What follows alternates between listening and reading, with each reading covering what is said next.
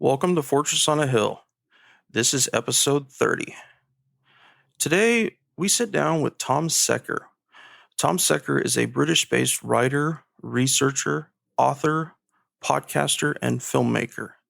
His specialties include the security services, Hollywood, propaganda, censorship, and the history of terrorism.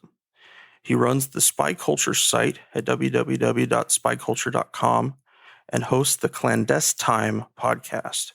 And his latest book is National Security Cinema, the shocking new evidence of government control in Hollywood.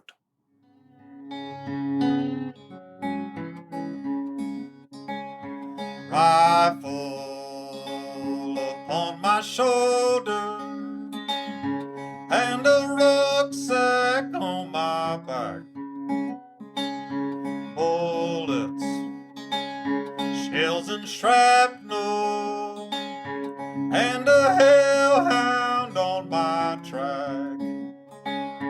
When I made it to my home place, I found triumph of the will. Where once lay a shining city, stood a fortress on a hill.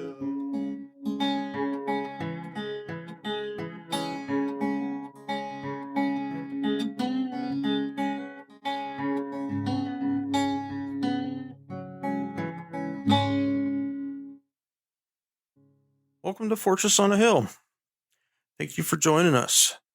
For those new to the show, Danny and I are two progressive veterans who take the military and veteran stories of the day and add some much-needed context. Tom Secker, welcome to Fortress on a Hill. We're really happy to have you with us today. Thanks for having me. It's good to be talking to you. So I'd like to know, can you start with your blog and your podcast? How did you get your start researching DoD influence in Hollywood? Well, I suppose it came out of the work I was doing previously. Before that, I was looking into state-sponsored terrorism and the whole intelligence and security policy around terrorism. And when I finished that work, I was particularly looking at the London bombings in 2005. And when I finished that work, I realized I had a bunch of skills in terms of, I could podcast, I could build a website, I can do FOIA requests, and these sorts of things. And I decided this was a good subject, that the whole area of government involvement in entertainment and entertainment as propaganda was something that no one was really specializing in. There wasn't a website out there that was, archiving all these documents and things. So I thought, why not do it myself? Because, it's easy to sit around and say, oh, there aren't enough people talking about this. There isn't people doing this. Well, just absolutely. Do it yourself then, fill that space yourself. And so that's why I set up the site, spyculture.com, and started doing the podcast and filing all these FOIA requests, which have led to all this information. It's incredible the things that you've been able to learn simply through FOIA requests. I think that's just amazing. Well, yeah, I mean, I guess about 90% of my information in terms of this area now is coming through FOIA. I mean, I started out by looking through archives and looking through the, electronic reading rooms that various government agencies have on their sites and compiling stuff from there. And then I got very proactive with it and just started filing dozens and dozens of requests. And I mean, one of the fun things about FOIA, if you're kind of nerdy about documents like I am, is when you go through the first lot of documents you get in response to a request, it will refer to a bunch of other documents and other communications and contracts and so on. And so you can then follow up and ask for all of those. Yeah, I was going to say, one of the things that we talk about, sort of shifting gears on the pod, is, and we've done like a special on the movie Black Hawk Down, and we've talked a number of times about like Hollywood and militarism. And I'm interested particularly in a British perspective, because I know that American film is very, influential across the Atlantic as well. Why do you think that the vast majority, if not all, of American films depicting the military are complete sort of cheerleading films, and we don't have any of the anti-war drama that we had in the aftermath of the Vietnam War. It seems to me there's a big difference. And what have you found in your research that would explain why movies like 12 Strong, movies like American Sniper, movies like Lone Survivor, they don't take a look at the problematic foundation of the war? There really hasn't been an anti-war film yet in the American studios. And why do you think that is? Well, like you say, it really changed around Vietnam, because if you remember certainly the post-World War II period, Hollywood was churning out 2 dozen war movies a year. I mean, literally like 200 in the 1950s, and I think the same kind of number in the 1960s. And the vast majority of these were about past American wars, mostly about World War II, largely focusing on the Pacific rather than the European part of the conflict, but still. And then Vietnam happened. And for various reasons, Hollywood stopped making so many war movies. They certainly didn't make very many big scale, blockbuster style war movies about Vietnam as they made about World War II, for example. And part of the reason for this is because the Pentagon's entertainment liaison offices were reticent to support movies about Vietnam. Hollywood was primarily, at that point, you had the first movie brats generation. You had people making somewhat more radical films in the 70s. And as a result, most of the requests that were coming to the Pentagon for support on various films were films that didn't paint a particularly good picture of Vietnam. So the DoD turned down the majority of these requests. When you actually look at the list of Vietnam War movies, the Pentagon only supported maybe 10 out of 50, 100. So it became much more difficult to make that kind of big, spectacular war movie that you'll remember if you watch 50s and 60s movies. Because without the Pentagon's support, it's very, very difficult to make those films. And as a result, war films in general kind of slipped off the agenda. You still got militaristic films, you still got, big military action films, but they didn't tend to be war films. They didn't tend to be one army versus another. They tended to be, like Rambo or something, one guy against everyone, sort of the man who's doing what he's got to do, rather than a whole army fighting against another army. And then you get into the 90s, and since then into the War on Terror period, there are very, very few movies actually about the wars in the War on Terror. There are some, but there really aren't many. And these days, most of the big militaristic films, certainly the big DoD-sponsored productions, they're not fighting another army. They're fighting aliens and robots and, whatever. But they're not fighting another army on Earth. So the nature of military movies has changed quite fundamentally from the pre-Vietnam period to what we have now. And like I say, as a result, the war film kind of died out. It doesn't, they still make some, but nowhere near as many as they used to. So I in thinking about that, and about the use of monsters and alien hordes and stuff to represent the other, whatever we happen to be fighting, you see more and more that they're never concerned with the big steps. They're never concerned with obliterating an entire city. They're concerned that a soldier got a DUI and that you're going to talk about it. And I think that those are, it's that kind of small-minded scale that the military really wants both its members and citizens in general to view. It's easier, I think, to think of yourself as some nameless special ops sergeant with a neck tattoo and a big old beard, but it doesn't have to have really any honest connection if it can be an easy spawn point for somebody's imagination. So we don't need the big ones anymore as long as we're fighting something that seems evil.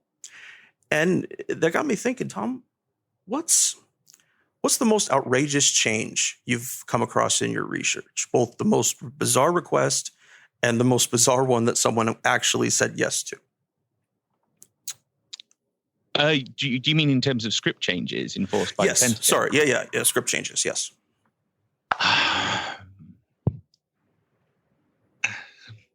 That's a good question. The most bizarre one. I mean, honestly, actually, one of the most bizarre ones was a scene in I think it was a 1980 film called, I can't remember the title. It's about a Navy ship that goes into some kind of time warp and ends up going back to like 2 days before Pearl Harbor. And they have this big thing of, do we intervene in Pearl Harbor or not? Not a bad film. It's called The Final Countdown. That's what Final it's called. Countdown. Okay. And there is, I think there's a scene in that where there's some of the Navy officers are like playing golf on the deck. They're just knocking golf balls off into the ocean. And for some reason, they didn't want that in the film. They they thought this was, inappropriate behavior or some nonsense. And it's like, well, I'm sure that has actually happened millions of times on hundreds of ships. It must have done. Oh, God, yes. What an absurd thing. Wow. And there was another scene in the same film where one of the senior officers was walking down the corridor of the ship smoking a cigar. And he was saying, oh, no, he can't be smoking a cigar sort of indoors on the ship. Well, again, I'm sure that's happened countless times. And who do they think is going to be watching this thinking, oh, they're so unprofessional playing golf and smoking cigars? They're just, people are just going to see, oh, they're probably actually humanizes these people, makes them seem like they're kind of normal. They're just guys on a ship. Whereas to the DOD, they're like, oh, no, this is in some way in contravention of our PR policy. It's just nonsense. I'd wonder if they'd have the same problem with like the swimming scene in Men of Honor when they all jump in the ocean when it's really, really hot outside. Do they not think that we don't screw around, that troops and stuff don't find the most absurd, weird things to do? Yeah, no, but that's awesome. That's a great one right there. Hitting golf shots. You recently did an episode on mental illness depictions in television and film for the military. And I found it really hilarious that in one of the memos that you got back, they asked, and this is referring to A Few Good Men, somebody actually asked, who are the few good men? Like this simpleton, this guy, whoever it was that was dealing with this, is like, he can't even for himself point it out because there's it's all become so nebulous to him. It's like you can't look at these guys that murdered this Marine. You can't look at them poorly or look at the other side that make it good. Yeah, sure. This was which is ironic because most people who watched A Few Good Men thought it was a great film, and actually that the military came off pretty well. Yes. And I think actually the military realized this on reflection when they watched the film afterwards. They kind of twigged, we dropped the ball on this one. We were reading a script and not understanding it. But they didn't like the Tom Cruise character. They thought he was a wise ass. They didn't want him to be. There's a line where he complains about having to wear the navy whites. I know they've now changed it to blues, but in those days they were navy whites. Yeah, and he didn't like them. And it was sort of, well, I'm sure there are people in the Navy who aren't big on wearing the navy whites. So what? That's not like some big problem, is it?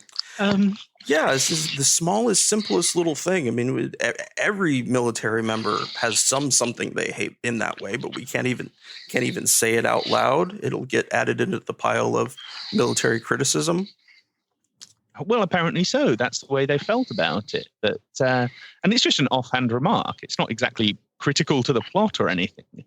But they didn't realize that, the Tom Cruise character is heroic. He's intelligent. He is ultimately quite moral and disciplined. At one point in the film, he's sort of trying to abandon this case and he thinks, I don't want to do this. I don't want to deal with all of this.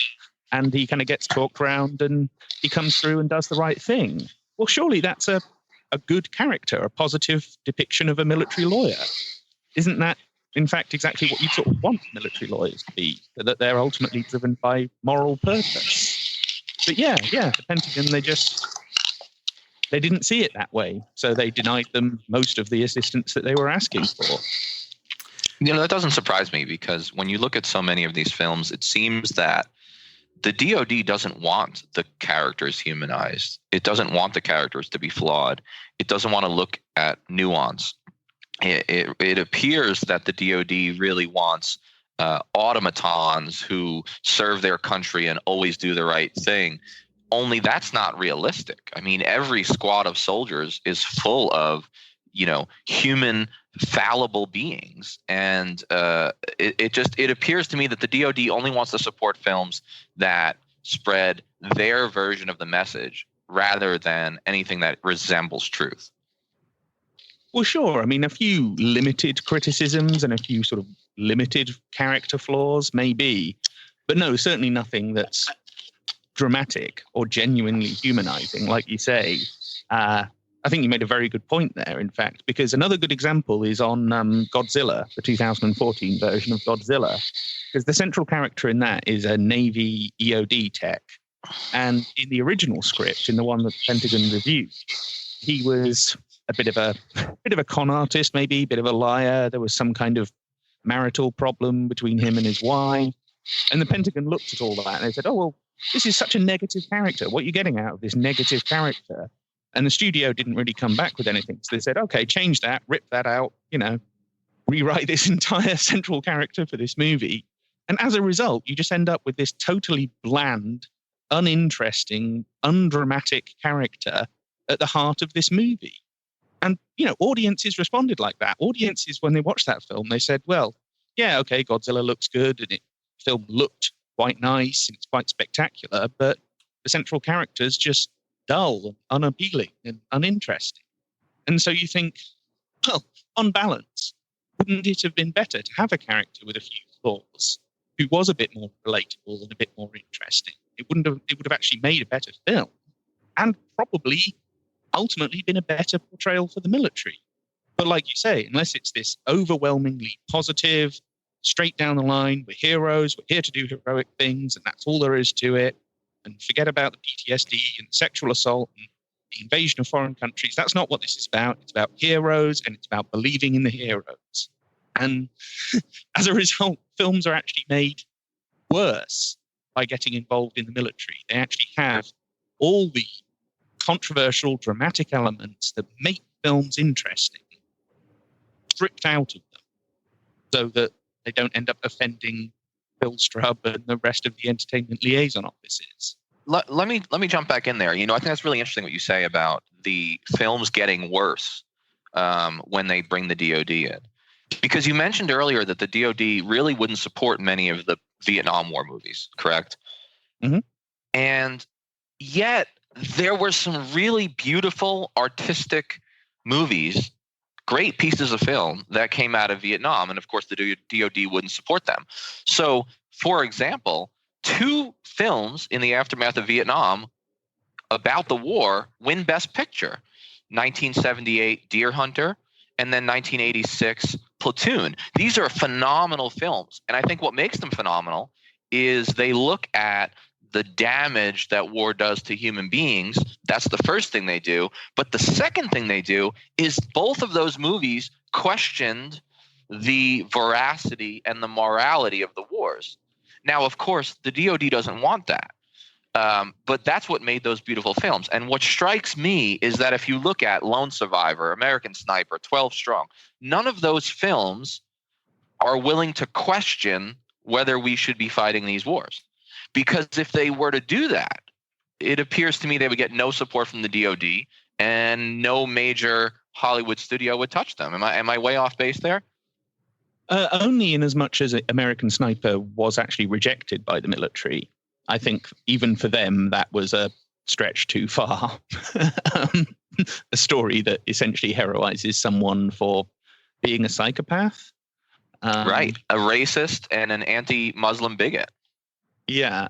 I think for them, that was a bit beyond the pale, even for the sort of film that they like to support. But otherwise, yeah, I totally agree with what you're saying, is that look at most of the best Vietnam War movies. The ones you mentioned, Full Metal Jacket, Apocalypse Now, all of these films were rejected by the Pentagon or never went to them for support in the first place because they knew they wouldn't get it. And that tells you something. It tells you that when filmmakers are free to make the film that they actually want to make, they make better films and they make more critical films and they make more philosophically engaged, inquiring, skeptical films, particularly when it comes to war or the security state or the military-industrial complex or the other elements of that. And this is one of the things we said in the book, in National Security Cinema, is that, okay, Hollywood benefits because they get access to stuff, they get access to vehicles no one's seen before, or filming locations no one's seen before. The Pentagon benefits because they get to rewrite these scripts and turn these pieces into PR and propaganda for themselves. So the only real losers are the audiences, because we end up with this conveyor belt of very similar, very tedious films with little imagination or controversy or skepticism or questions or anything that you can, latch onto and actually come out of that film and say, there's something to talk about here. I mean, when was the last time someone came out of the Transformers film saying, yeah, that was dead interesting. It made me think about this, or it made me question that. It made me wonder about this other thing. That's never happened. Yet everyone who's seen Full Metal Jacket comes away from it saying, yeah, that really provoked some thoughts, and that provoked some unusual feelings and some complex human emotions in me. And so, yeah, the losers are the audience, and the winners are the Pentagon and the Hollywood machine. And that, yeah, that's not something I'm very happy with. So it's disturbing. Did you see, just to jump in one more time, did you see the movie 12 Strong? I haven't seen it yet. I've read hundreds of pages of Army emails. Right. There were so many things that bother me about that film that I just feel the need to say for like our listeners and just understand, kind of get a sense of what you think of this, especially given that you have so much more research. But this was a film that had an opportunity to really look at the nuance that is inherent in any complex counterinsurgency. The Green Beret team, in the true story, it's based on a true story, they meet up with this warlord named General Dostum, who is now a estranged vice president of Afghanistan, amazingly enough. And there was this opportunity to look at the moral quandary of working with a warlord, because, of course, in real life, this is not depicted in the film, although it should have been. In real life, General Dostum is one of the most bloodthirsty warlords in Afghan history. He suffocates prisoners to death. He tortures Taliban prisoners. He commits mass murder. And there was an opportunity to dig into that and to sort of ask the question of when can you bend the rules in order to win a war? And instead, they made this into the most simplistic heroicism movie and avoided that moral question, which was the truth. So in the interest of entertainment, in the interest of making the Pentagon look good, they took the most interesting drama and the truth, and they sucked it right out of the film. Do you have any thoughts on that? And did you see anything about that in your pages of research? Well, I mean, certainly that follows a pattern of all of these films, to be honest, that the context in which the conflict is taking place, the why, isn't part of the equation. It just isn't a factor in the story. It's all about the how. It's all about they managed to ride horses on, bareback horse riding. How heroic and how cowboy-like. And doesn't this evoke that old feeling of America and all this kind of stuff? Rather than why were they there? Why were they doing this? Is it right, like you say, to be getting involved with a warlord in order to try and fight a counterinsurgency? No, those elements simply aren't allowed in the script. And actually, the Army emails, certainly the early ones, when the requests first came in for support, they make quite frequent mention of the fact that the CIA element of this story wasn't going to be in the script. And I do wonder, if it was, would they have approved it? Because the fact is, they were quite willing to approve this film. And they kept, making a point of, the CIA element won't be part of the story. And so you do kind of wonder if they'd approached them with a more politically true story and a more politically curious and skeptical story, would they have got approval? Probably not. Or at least it would have been one of those things that they asked them to remove. But yeah, I mean, Lone Survivor is a great example of this, a mission that went horribly, horribly wrong. But they never asked the question, should they have been there in the first place?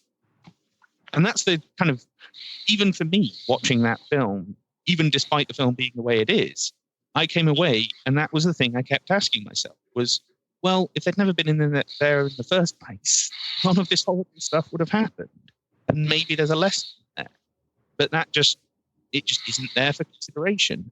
There is no, Lone Survivor is the perfect example because it's such a down-the-line, Pentagon-sponsored piece of utter propaganda.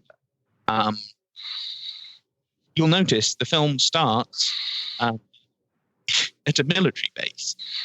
There's no build-up to this. There's no, like, you could have a montage of news clips of people talking about the war that will at least give you a sense of this is a piece of history. This is something that actually happened. There are reasons for this. There are consequences for this. None of that. It is simply the operation. It's just the how, the what happened. Nothing about why. Nothing about whether this is moral. And that's every film pretty much the DoD has sponsored for the last 30 or 40 years. Yeah, it's the deliberate subtraction or the deliberate, subtraction of all context from the film. And I think it damages the story and it substitutes platitude for truth. Oh, absolutely. Like I say, there are a few limited criticisms allowed and a few sort of limited moments of reflection. I don't know if you've seen the National Geographic series, The Long Road Home, which filmed for months on Fort Hood in Texas. They actually built a set, like a 30,000 square foot set on Fort Hood in order to produce that TV series. So it effectively is being co-produced by the Army at that point. And there is a scene in that where one of the soldiers who is wounded in this battle that's portrayed in the series, where it sort of shows him several years later, and he's disabled. He's in a wheelchair. He suffered quite a terrible injury. And there are, at this event that he goes to talk about this, there are like peace banners and Veterans for Peace T-shirts and that kind of thing. But the producers actually checked with the military before putting any of that on camera. They said, is any of this going to be problematic? The fact that they're asking permission to include even just one scene that suggests maybe peace was a better option, or that some of these people are now peace activists of some sort. The fact that they had to ask permission to do that tells you, just how much control the DoD has over all of this. Because that's like one little, 2-minute scene in an 8-hour TV series. And yet they still felt obliged. Oh, can we put a Veterans for Peace T-shirt on this guy? And it's like, well, he was wearing one at this real event, so I don't see why you feel the need to ask permission. Have some balls. Just do it. Yeah.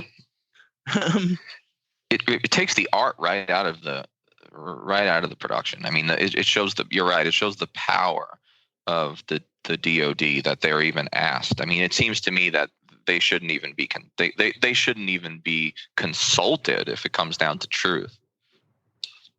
No, they shouldn't be, actually. And there are instances of them actually insisting on things being taken out of films that were true. Right. Despite all of their proclamations about, we're concerned about historical accuracy and, military accuracy and making sure everything's just portrayed how it really is. That's their excuse for doing all of it. But in reality, they do the opposite quite often. And not just as a matter of accuracy, though, also as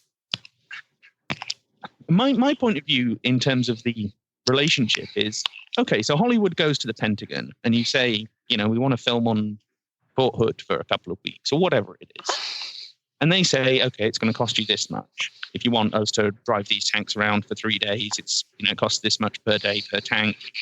And you pay it to them and you reimburse the government for the costs of whatever they're doing. Fine. Why have a script review? Why even have that process? Why does the military have any right to be looking at the script and saying, oh no, change this, take this out, change that to there, we don't like that character, rewrite this? Why do they even have that right, given that they are effectively just a contractor at that point? It's like if you went to, if you wanted to film on someone's farm and you said, okay, I'll pay you however many hundreds of dollars per day to film on your farm. and they turn around and say, oh no, I want to look at your script in case there's anything in there that I politically disagree with, you just say, screw it, I'm going to go and find another farm. But you can't do that with the military. You don't really have that option. So they've got you over a barrel. And that's, you know what I mean? It's just not how any other normal relationship would work in the private sector. It's only when you get involved in government and you're asking them for something. And even when you're forking over hundreds of thousands of dollars for all of this nonsense, they're still saying, no, we have to have absolute line-by-line veto control over your script. I don't see why. I don't see how that's legal. I don't see how that's fair. And I don't believe it should be happening. On a larger scale, it doesn't seem like it marries up with the First Amendment either. No, because it doesn't. You're interfering with movie creators' ability to express themselves in the way that they want to, and you're putting up substantial stuff in between them and getting there. So yeah, it's fucking horrifying. I'm really sick of it. Tom, I'd like to hear a bit about your book, National Security Cinema. Okay, well, this is something that came out of all of these FOIA requests, is that about maybe 4 years ago or so, I made contact, or somehow either he made contact with me, whatever, with Matthew Walford, an academic who's written quite extensively on this issue, and on the related issue of Hollywood propaganda outside of the government-sponsored realm. And so through discussions with him, we embarked on this research trip, virtually, whereby we'd bounce ideas off each other. Oh, let's see if we can get this document. Oh, we've read about that. Let's see if we can get that. And this helped, focus my FOIA research. And so when all of this stuff came back, and as we gradually put all the pieces together of what we'd actually got, we realized, there's more than enough for a new book here. There's more than enough here to kind of blow the lid off this entire subject. So we sat down and wrote a book. It didn't actually take all that long. We only spent, I suppose we spent about a year putting the actual book together. But it came out in June 2017. It's been all over the media, to be honest. We've actually been fairly lucky, fairly fortunate with the amount of press attention we've managed to get, which is quite, makes me quite happy. Yeah, and it is all about this. It is all about not just the DoD, but also FBI, CIA, NSA, how they've also done this, how they've also rewritten script content, how they've also manipulated entertainment media for propaganda purposes. And so it's a compilation of all of that kind of information and a look at the industry as a whole. And the middle of the book, the bulk, the center of the book, is a series of case studies of specific films. This is how it looked originally, and this is what you ended up watching. And it's kind of how the sausage is made sort of process that we were trying to lay down in those sections. So yeah, it is the most broad and up-to-date book on this subject, which is what we tried to make it. It isn't comprehensive by any stretch of the imagination. We hold our hands up. The documentary record on this is pretty piecemeal, even with all the stuff we've been able to get. So we don't know what they did on the vast majority of products. We just know on the ones where we do have details, this isn't just about, accurate dialogue or someone will wear that uniform or that uniform, or who could actually be addressed in this situation. It's about political and social censorship. And that's, as you say, a violation of the First Amendment. Government is not allowed to benefit a film that says what it wants and deny that same benefit to a film that doesn't. That's what the First Amendment implies and even basically states as regard to this whole process. And yet all of these government agencies are in flagrant violation of that. Speaking of violating government agencies, I listened to your most recent episode where you and Matt were talking about the two differing sets of rules for the elite in a country and for the citizens of the country. And you guys were talking about the royal family and some stuff about Harry and William, and something Danny and I take great issue with is the American version, where people like Hillary Clinton or David Petraeus get away punishment-free, where Reality Winner or Thomas Drake, even Julian Assange, they all get the book thrown at them. And we recently had this happen where an Air Force squadron commander in Connecticut, I believe, flew a fighter jet to a conference in D.C. because he wanted to meet his mistress there, and D.C. was closed down because of a snowstorm. I laughed for a little bit, and then I just got really mad. He got to retire one grade down, and other than that, he wasn't officially punished at all, as far as I know. But what I'd like to know from you, Tom, is how would that play out for a British military officer? Does the British military give out the war state's equivalent of a golden parachute, or is that a lot more difficult over there? No, I think it's relatively similar. Possibly not quite as obvious and kind of gross, if you like, as it is in the US, but it's the same kind of story. I mean, I remember actually when Prince William, he borrowed an Air Force helicopter in order to fly across the country and land it outside his girlfriend's house, Kate Middleton, the one he's now married, in order basically just to show off. And it's like, okay, fine. If you were a helicopter pilot and you wanted to land your helicopter on your girlfriend's house in order to impress her, I get that. I get the impetus for it. But you shouldn't really be using... Firstly, you shouldn't be doing that with a military craft. No. And secondly, you shouldn't be doing that spending public money. And instead of this being like a disciplinary issue, it was all treated as like a boy's jape. Oh, look at what a grand old lad he is, kind of thing. Now, if that was an ordinary soldier, they'd probably get into a bit of trouble for it, at least. But I'm not sure it would be treated that seriously. It is the kind of thing that, once you're part of that club, and particularly if you're an officer, because if you're an officer, then you probably went to Sandhurst or somewhere, which means you're actually part of the social class, not just, a talented military person who made it through to officer. Then you can do more or less whatever you like. Seems. I didn't expect anything different. I had hoped a little bit, but it's I think it's just the nature of the changing lines of the institution, because everybody, whoever's in charge at the time, determines how we define success, and the military dances to that tune until it changes. So as long as it's an always changing institution and nobody wants to change, this kind of stuff is going to keep happening. Oh, yeah. Yeah. I want to shift focus a little bit to one of your clips that I listened to, and also something I read, and it's about my favorite TV drama of all time, which is The Wire. HBO's The Wire, which I think was one of the great films, the great television series of all time. And you wrote in your season 3 review, which of course is the season where a rogue police commander named Bunny Colvin legalizes drugs essentially in a small part of West Baltimore as an experiment. And you wrote that in the review, you said, I look at season 3 of The Wire. In this season, the Barksdale storyline comes to a climax while the city hall politics are added.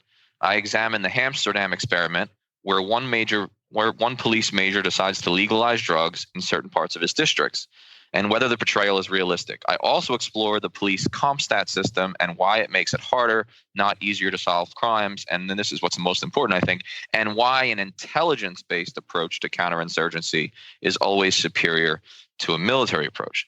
So as I read your, I thought, very astute observation there, it jumped out at me because when I watched The Wire, all the seasons, but especially season 3, I felt like the depiction of the Baltimore Police Department, the depiction of the bureaucracy of policing and the militarization of policing was incredibly similar to the army that I have served in for the last 18 years.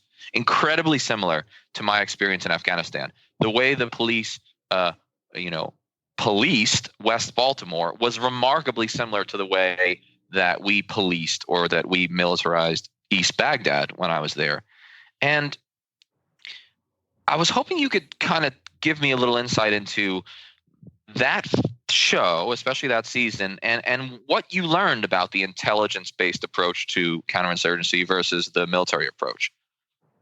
Well, sure. I mean, one of the things I love about the third season of The Wire is the whole thing is a series of insurgencies and counterinsurgencies. All of the power relationships they built up in the first two seasons are kind of threatened and thrown against one another. So you have things like McNulty in the Major Crimes Unit is essentially an insurgent. He's going off and doing his own thing. He's rebelling against command and so on.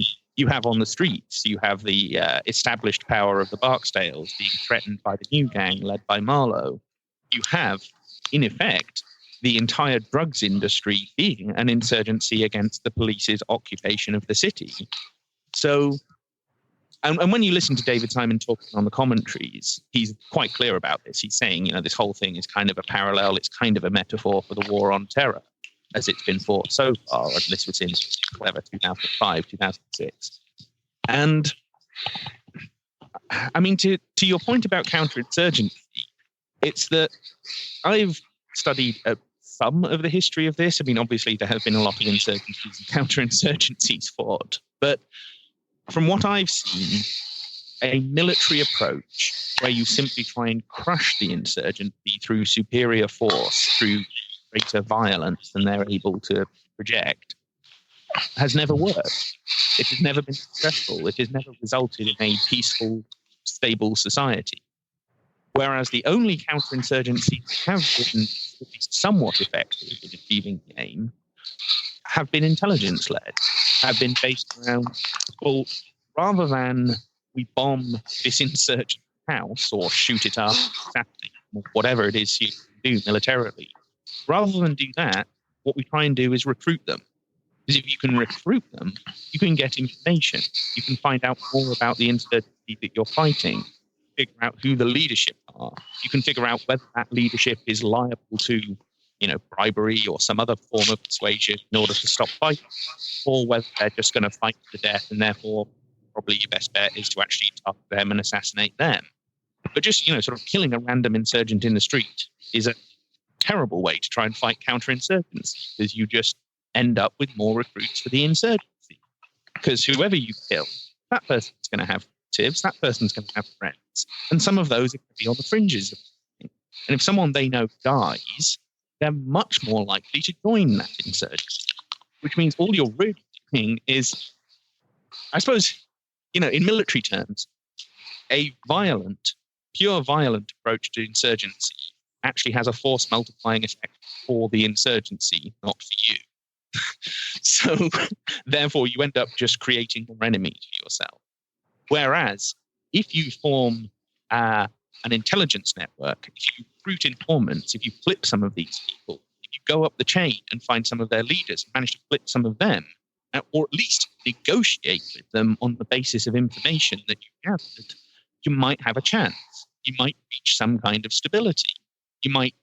Now, ultimately, most counterinsurgencies are fought by established powers. So I'm not saying it's a great thing that, for example, the Hut Rebellion in the Philippines was ultimately put down through an intelligence approach. Nonetheless, it's better than if they just bombed the Philippines. So, in those terms, when you're comparing a not great situation with a potentially much worse situation, the intelligence-led approach to the better of those two options. And yet it's hardly ever been pursued in war on terror. It's just, because they've got a hammer, everything looks like a nail. Right, which is why we're entering our 18th year of this war, the longest in American history, which is saying something because America has been at war for most of its history in some way or another. It's really interesting what you say. I've experienced this, so has Henry. I've experienced it in Iraq and Afghanistan. Henry's experienced it in Iraq twice. I've also written an article where I sort of argue that the original sin, as I've called it, of the war on terror was calling it a war.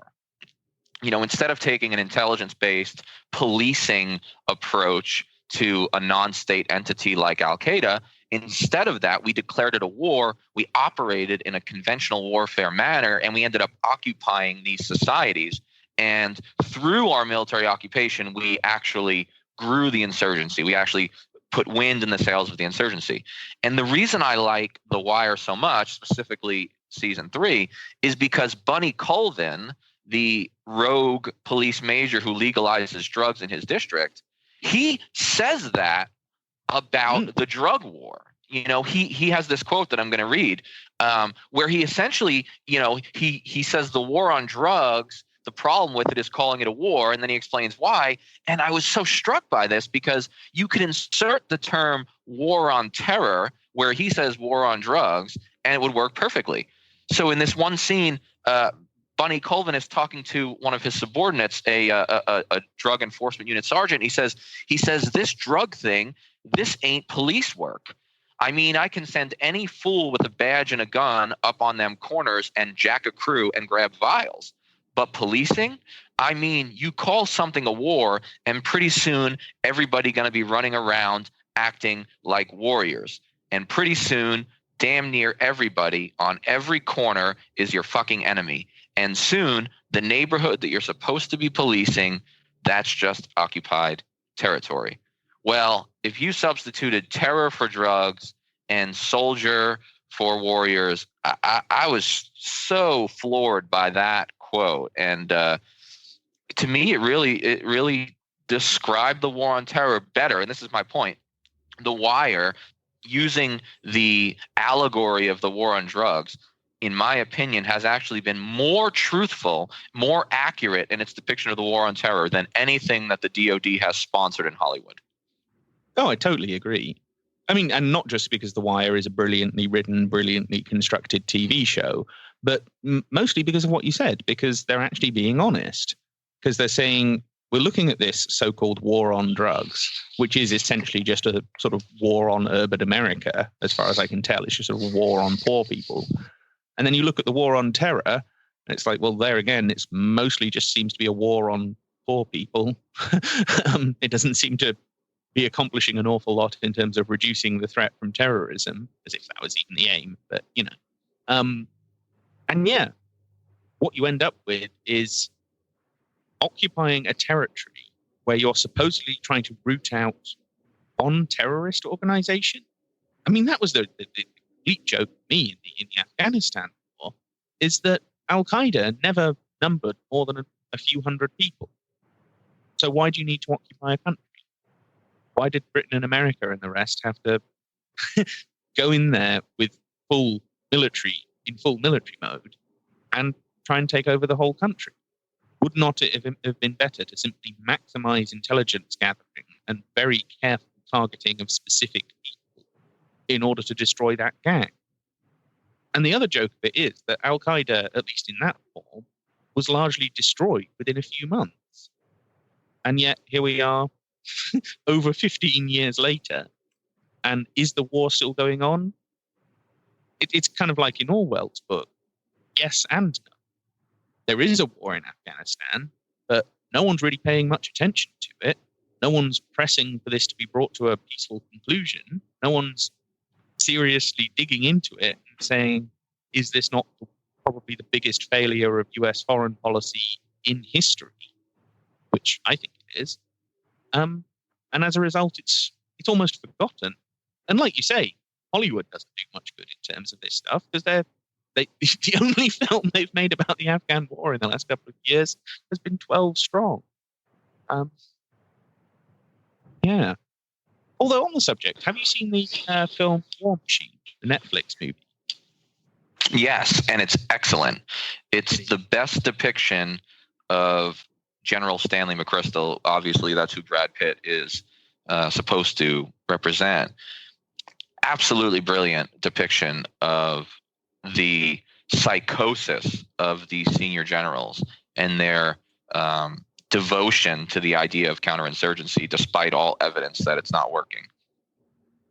Well, I mean, that's an interesting example because it's a quite militarily realistic film. You know, there's a lot of military hardware and what have you in it, but none of that came from the DoD. It came from the military of the United Arab Emirates, who obviously didn't place the same kind of script restrictions on loaning their stuff as the DoD would have. And it gives you, it's just a great example of a film that was made outside of the studio system, nonetheless with some big stars, was militarily realistic, at least in terms of production value, but wasn't politically compromised as a result. So it can be done. Films like that can be made, and they can do well. A lot of people watch that film. Most people I know, when I ask them, they've seen it. So, yeah, it is possible to do it outside of the machine. It just doesn't happen anywhere near often enough. Did either of you guys see The Siege with Denzel Washington and Annette Bening? I have, and it's incredibly prescient and almost predicts the problems of the post 9/11 war on terror to such an extent that a conspiracy theorist would almost conclude that the director and screenwriter knew that 9/11 was in the works, because for a film made in 1998, it's incredibly astute. I mean, incredibly prescient. But I really admired it on its honesty and allowing Bruce Willis's character, when they had that big conference room meeting where they were talking about what are they going to do with all the bombings in New York City, and he makes it very clear to them what it means for his men to come to their city. He doesn't muck around with it at all. It's not 10,700 soldiers are going to be marching through New York City. It's not going to be confused for a VFW parade. There's no safety in that. No one can feel any safety in that. With law enforcement, it has, we want to use our elected representatives to change laws and make things better. But when it goes straight military again, yes, soldiers are trained to shoot and kill. That's it. They're not humanitarian aid workers. They know very, very little. It's just hammers hitting nails. Go ahead, Danny. Yeah, I mean, there's a great quote also where he says, Bruce Willis, before he becomes a maniacal dictator in the streets of Brooklyn, in the beginning of the movie, he says the army is a broadsword, not a scabbard. I mean, not a scalpel. And to me, that, much like The Wire 10 years later or so, shows that this militaristic approach to counterinsurgency or to terrorism, rather than the law enforcement approach, which is the approach that eventually succeeds in the movie, Denzel Washington leading it, it's very similar. And I thought it was an excellent film. I wonder if the DOD had any role, or if the intelligence community had any role. I'm not sure. Tom, do you know anything about that film? I don't think the DOD were involved. I'm trying to remember. I think some government agency was, but I just sorry. I mean, there's so many of these. That's the problem. I can't remember off the top of my head. It's one of the suspects that they found was actually tortured to death, and they depict. I mean, You didn't see him tortured to death, but you knew exactly what happened. They didn't mill around with it at all. Absolutely. I was a very honest film. Yeah, Tom, I agree with you. It seems very unlikely the DOD would have supported that. Because of the critique of the military tactics towards counterinsurgency, especially because of the violation of the Posse Comitatus Act, where martial law is declared and an active duty army division is used to police the American people, which, by the way, I believe we're one major terrorist attack away from that. We're one more 9/11 or 7/7, as you guys had in the UK. We are one more attack like that, I really believe, away from something similar occurring. And it's really disturbing, because sometimes art can be truer to life than other aspects of nonfiction. Well, I mean, I think you're certainly right about all that. One thing I will add is that something I've noticed in more recent script changes that the Pentagon has asked for is stuff relating to this, not necessarily to military matters or even the depiction of the military themselves, but law enforcement and the whole security state side of things, rather than specifically to the military. For example, the NCIS spin-off series set in New Orleans, they didn't like the early episodes of that because in their mind, the NCIS agents came across as thugs. That's their word, thugs. And so they sat down with the producers and they made it clear to them that if they wanted any kind of military support for this series in the future, that depiction had to change. Do you know in the Superman film, Man of Steel, there's a scene where the FBI raid the newspaper offices, the Daily Planet offices. Yeah. And again, again, the military were bothered by the fact that the FBI were kind of thuggish and brutal, and they kind of, stormed in there and started bossing people around and everything. And they said, oh, no, you've got to tone this way down. They've got to be very professional. They've got to follow protocol, all of that. And I'm thinking, well, okay, but isn't that the FBI's job, is to be rewriting their image in Hollywood? It's not really the Pentagon's job to do it on their behalf. So they are also concerned with these things, with these more political issues about the security state and the growth and aggression of the security state in the post 9/11 world, is that they want these things to be toned down. They don't want people like us to be noticing just how brutal all of this so-called intelligence gathering really is. So, yeah, they're not just concerned with the portraits of the military. They're concerned with the image of the entire security state as we know it. Well, and a great point that you make there, because there's such a fine line, at least in the United States, and I'd be interested in how much this is true in the UK or not true, but in the United States, at least, there's such a fine line between the military and the police.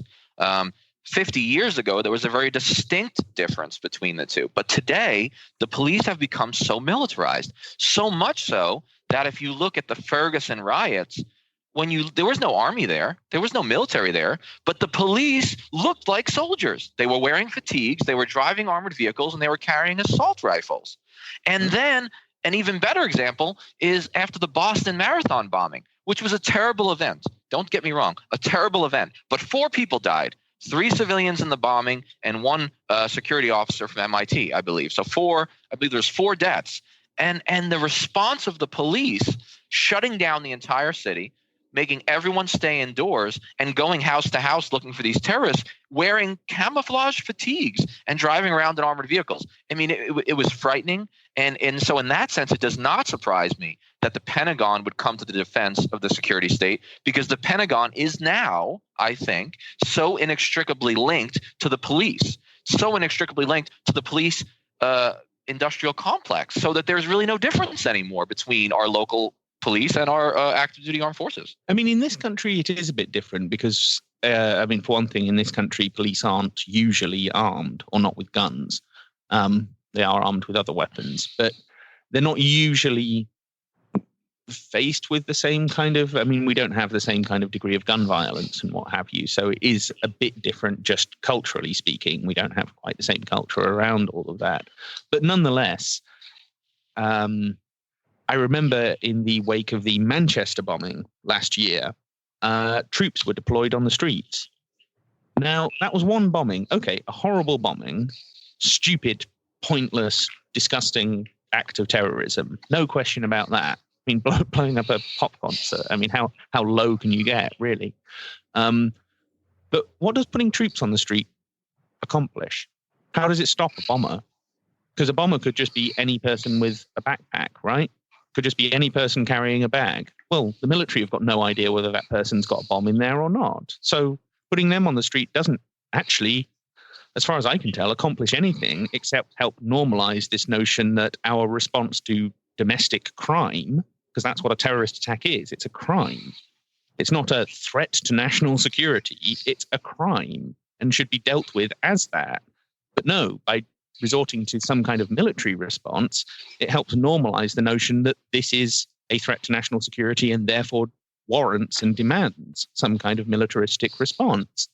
And I'm thinking, no, it doesn't. It warrants a serious investigation and you try and find the perpetrators. Isn't that how you're supposed to respond to a crime?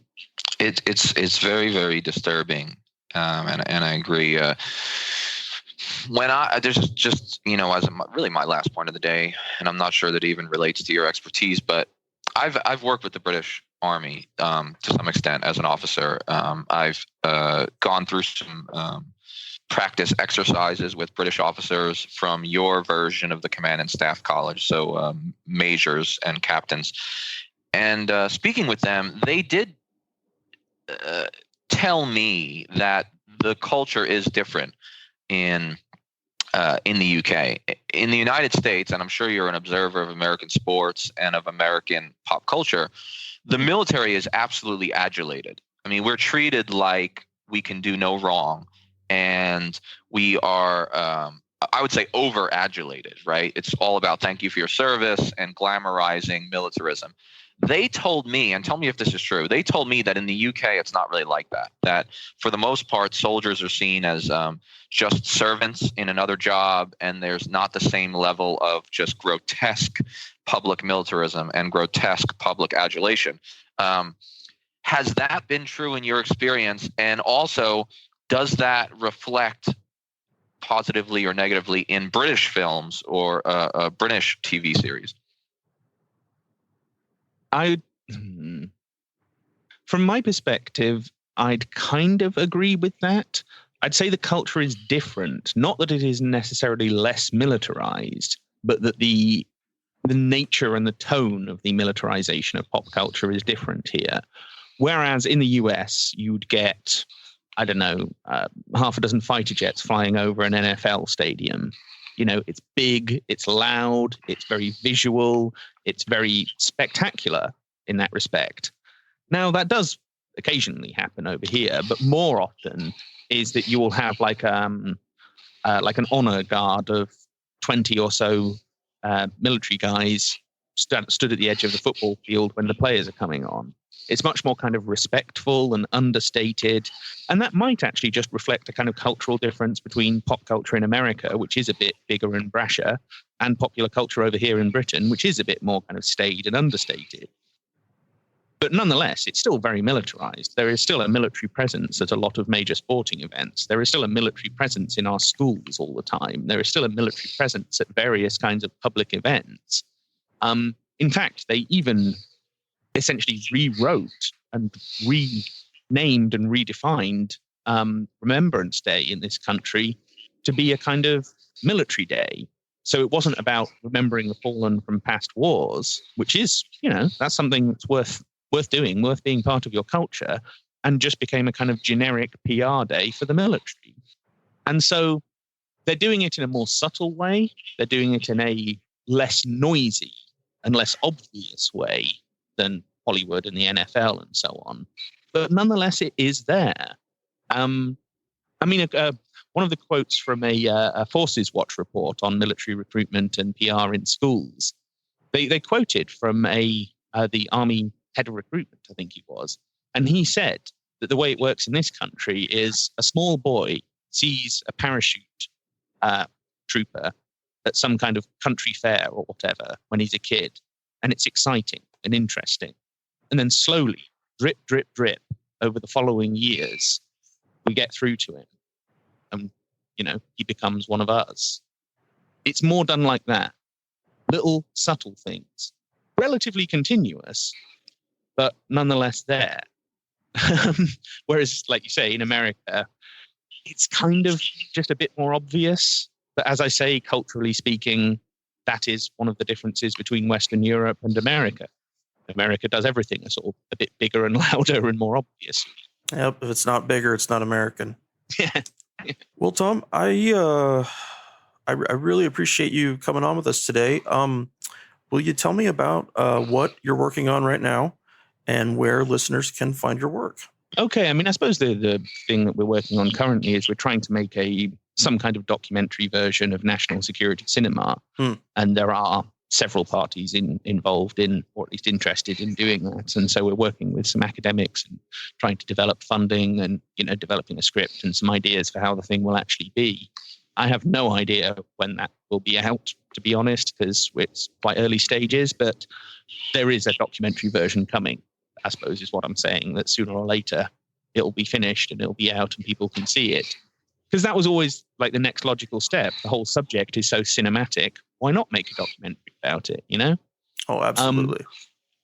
In terms of finding out more of my work, I mean, pretty much it's all on spyculture.com. I host a podcast there called ClandesTime, where I get into lots of different aspects of this, legal aspects, financial aspects, the script censorship, the whole thing, really. And you can find all the documents I've obtained. I've posted pretty much all of them up there for free. So if reading documents is your thing, or if you just want to kind of have a flick through them just to see that I'm not making all this up, feel free to download them. But yeah, spyculture.com. That's the place to go. All right. Sounds good. That's great, Tom. Thanks so much for coming on. I really enjoyed this conversation. Yeah, thanks, Tom. Thanks for having me. I enjoyed it too. Yeah.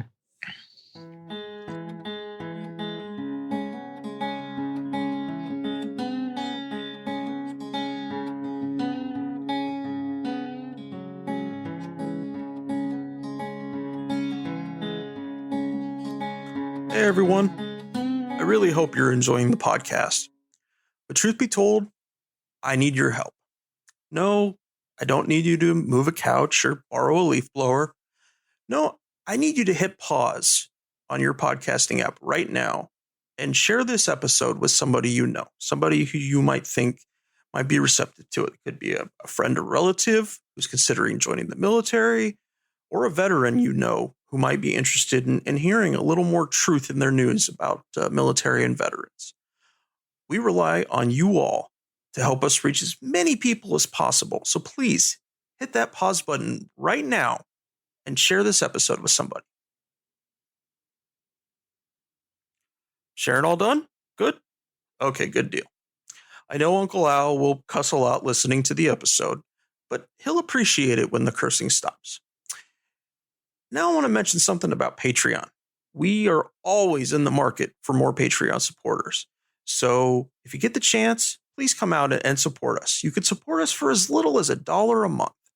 And what do you get for your dollar, you ask? Well, you get a 1-minute drop on any topic you choose once a month.